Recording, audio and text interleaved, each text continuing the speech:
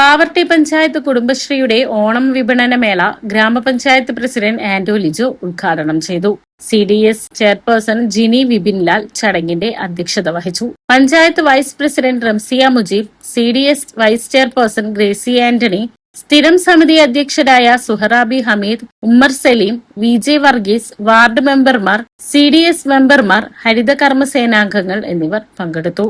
കേരള സർക്കാരിന്റെ നിർദ്ദേശപ്രകാരം ഓണത്തോടനുബന്ധിച്ച് തൃശ്ശൂർ ജില്ലയിലെ മോഡൽ കുടുംബശ്രീയായിട്ടുള്ള പാവർട്ടി പഞ്ചായത്തിലെ കുടുംബശ്രീ പ്രവർത്തകരുടെ നേതൃത്വത്തിൽ ഓണം വിപണന മേള 2026 ഇവിടെ സംഘടിപ്പിച്ചിരിക്കുകയാണ്.